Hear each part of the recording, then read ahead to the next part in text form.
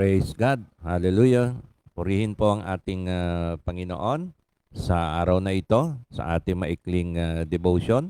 Pagpalain po tayo ng Panginoon at ating pong simulan sa magitan po ng panalangin. Hallelujah. O aming amang Diyos sa langit, sa oras na ito, pagpalain po kami sa aming maikling devotion. Samahan po kami sa aming awitan sa iyo, pag-aawit sa iyo, at sa aming pakikinig ng mga salita at digin mo po ang aming mga panalangin. Salamat po aming amang Diyos sa langit, sa iyo po ang kapurihan, ang kaluwalhatian sa pangalan lamang ng aming Panginoong Hesukristo. Amen. Praise God. At ating pong ipagpatuloy ang ating short devotion sa magitan po ng napakagandang awit na ito ng papuri sa ating Panginoon na araw-araw ay tayo po ay magpuri sa ating Panginoon. Sabayan po natin ang awiting ito. Praise God.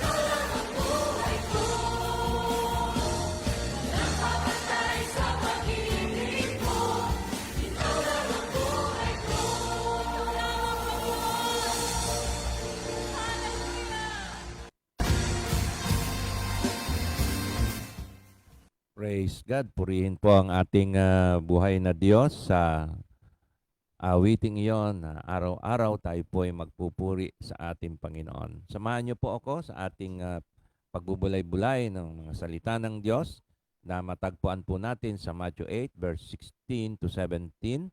Aking pong babasahin sa wikang Ingles sa NIV. Sabi po sa talatang ito, when evening came, many who were demon-possessed were brought to him, and he drove out the spirits with a word and healed all the sick. Verse 17, this was to fulfill what was spoken through the prophet Isaiah. He took up our infirmities and carried our diseases. Purihin po ang Panginoon sa kanyang mga salita. Mga kapatid, sa ating pong panahon ngayon, marahil ay mahirap magkasakit. Mahirap po ang magkasakit at maospital. At minsan nakalain po natin na libre po ang pa-ospital pagka ang sakit mo ay COVID-19. Ayan na hindi po totoo, mga kapatid. At malaki po ang mga gastusin, mga patotoo po ng mga na-ospital na may kaugnayan po sa COVID-19. Ang laki po ng babayaran. Mahigit po 1 milyon, mga kapatid. Ganyan po kamahal magkasakit ng COVID-19 ngayon. At hindi lamang yan, kundi ang iba pang mga karamdaman. Kaya ito pong karamdaman na ito ay napakahirap po sa ating panahon, lalo na po doon sa mga kapos sa panlapi ay hindi po dapat magkasakit. Ngunit minsan ay hindi po natin maiwasan to, tayo po at mga mahal natin sa buhay. Kanino po tayo tatakbo, mga kapatid, sa ating panahon ngayon? At kung tayo po ay magtitiwala ng lubos-lubusan sa mga doktor, maari po tayo mapagaling at maaring hindi. Lalo na po kung ang sakit po ay cancer, napakatindi po ng karamdaman na ito at ito po ay nakamamatay at wala pong tsansa na talaga na mabuhay ito na 100%. Maari pong sabihin ng doktor ay 50-50, 60-40, yung 40 po, yung po yung tsansang mabuhay, yung 60 yung po yung mamatay. At masaklap nito, mga kapatid, ay malaki pa ang babayaran sa ospital, lalo na kung namatay na po yung pasyente, ay babayaran mo pa ang ospital. Sana ay may waiver ang ospital na pag hindi nila napagaling ay hindi sila sisingil. Ay hindi po, mga kapatid. Ganun pa rin po ang singil at hanggat hindi mo po tinutubos yung binabayaran ay palaki po yung babayaran mo sa ospital. Hanggat hindi mo nababayaran, hindi po nila i-release yung bangkay. Dahil kung sakali man, yun po yung kanilang pagkakunan ng pagkakakitaan sa ginawa nilang procedure sa iyo. Marahil yun po yung kanilang bebenta. Something like that, mga kapatid. Napakahirap po sa ating panahon. Ngunit ano po ang ating pag-asa? May pag-asa po kaya tayo sa ating Panginoon. Tingnan po natin ang ating talata. Noong mga panahong yon, mga kapatid, yung mga wala na pong pag-asa sa buhay, wala pong pera, wala pong pampagamot sa doktor, at kahit meron, ay hindi po kayang gamutin ng mga doktor yung kanilang mga karamdaman at mga karamdaman ng kanilang mga minamahal.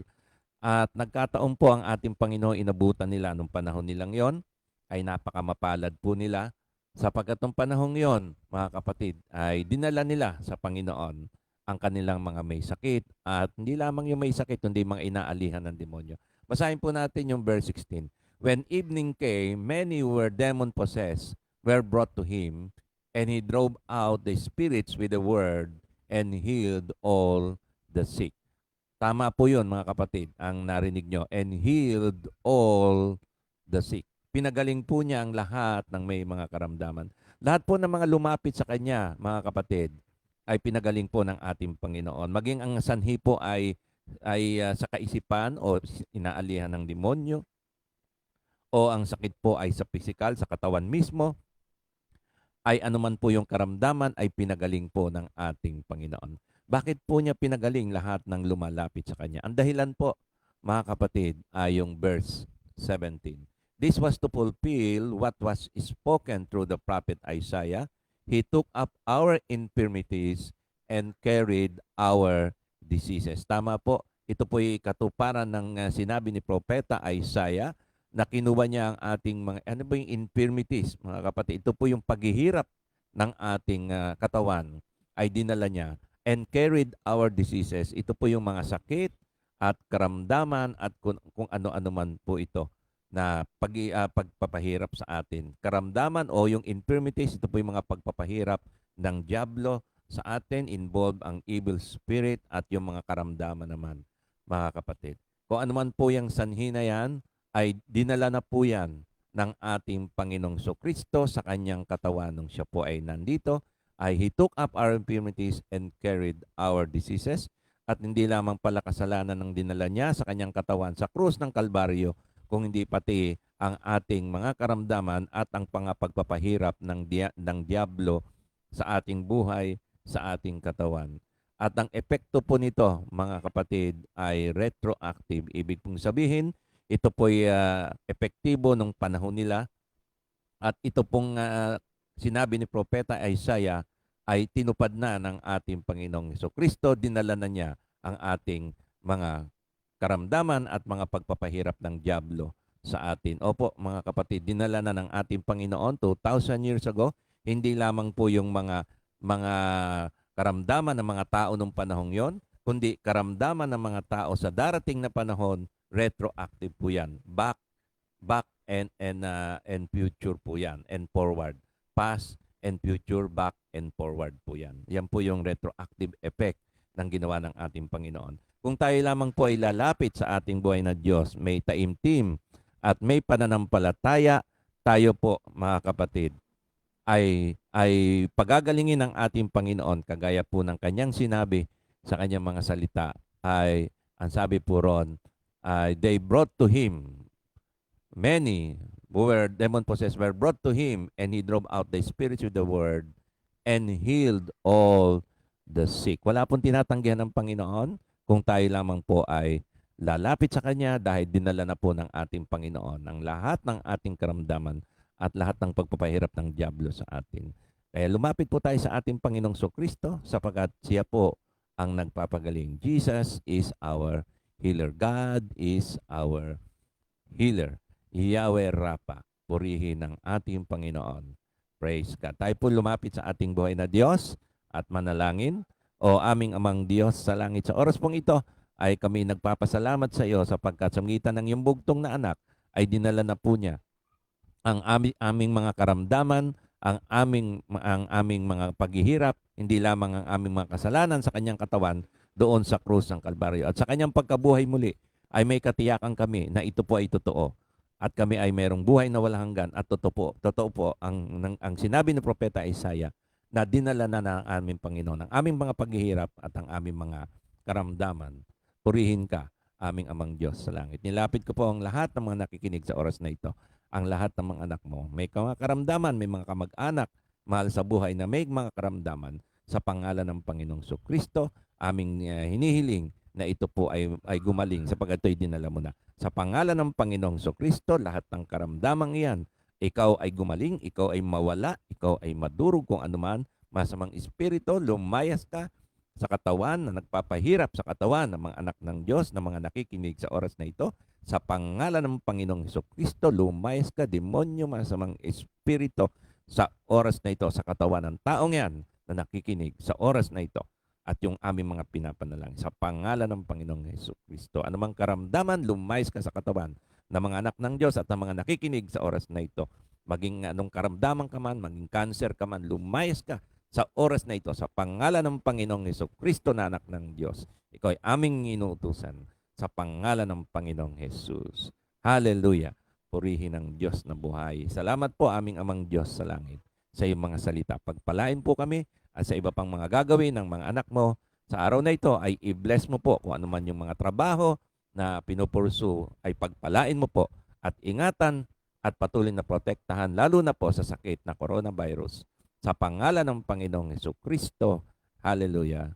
Amen. Salamat po mga kapatid sa inyong pakikinig. At tapusin po natin ang ating devotion na ito sa magitan po ng isa pang awitin na ang Diyos lamang, ikaw lamang, o aming Panginoon. Praise the Lord.